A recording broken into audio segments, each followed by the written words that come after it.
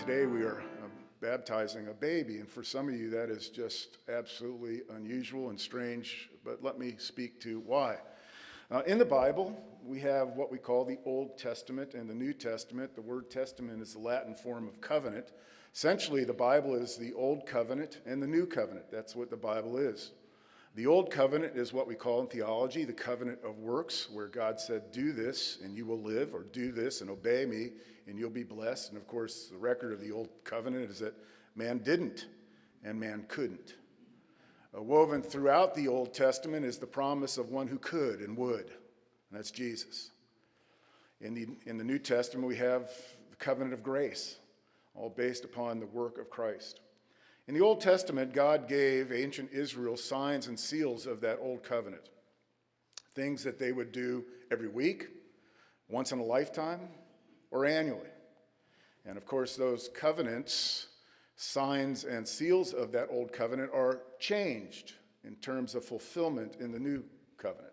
For instance, in the Old Covenant, the Old Testament, Israel celebrated the Sabbath every week, the last day, the day of rest after God had finished his work. We don't celebrate the seventh-day Sabbath as Christians. In the New Covenant, we celebrate a first day. The first day, when Jesus rose from the dead. Why? Because the work had been accomplished. And so even moving from a seventh-day Sabbath to the Christian first day of the week, that reality is loaded with theology. Loaded with theology.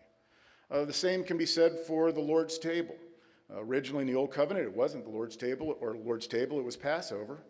And Jesus, on the night in which he was betrayed, took that same Passover meal that had been celebrated by Old Covenant people for centuries and centuries and changed its meaning. So we don't celebrate Passover, we celebrate the Lord's table.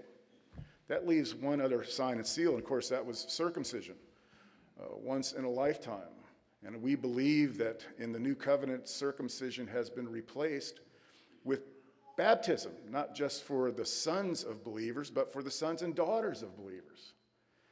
And you say, well, is there a biblical case for infant baptism? In the Old Covenant, the promises of God's salvation was offered to not only the believer, but over and over to his descendants. If you look up the word descendant in a concordance, you'll be amazed at how many times in the Old Testament God speaks to the believer and to his descendants. Abraham and his descendants. Isaac, his descendants, Jacob and his descendants, over and over and over again. That principle is true. There is continuity between the Old Testament and the New Testament. The promise of salvation to the believer and a salvation offered to his descendants appears throughout the New Testament. In Acts chapter 2, what shall we do? Peter's just told them they've crucified the Messiah. What shall we do? To which Peter says, repent and be baptized, for the promise is for you and for all your family, for your oikos, for your household. And so we baptize children of believers, and we baptize believers as they become believers. Interestingly enough, to the best of my knowledge, of all the baptisms recorded in the New Testament, only 3 of them involve individuals with no household. And of course, that would be Jesus. He had no descendants. That would be Paul.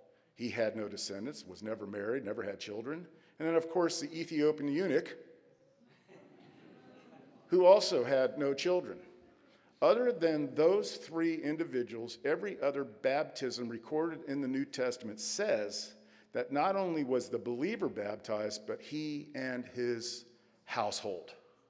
The Greek word there is oikos, his generations, his children, his sons, and his daughters. In fact, we're in 1 Corinthians. You will find Paul talking about the fact in 1 Corinthians chapter 1 in our text in a little bit, that Paul had baptized the household of a man named Stephanas, never baptized a believer, but was only asked to baptize the believer's children.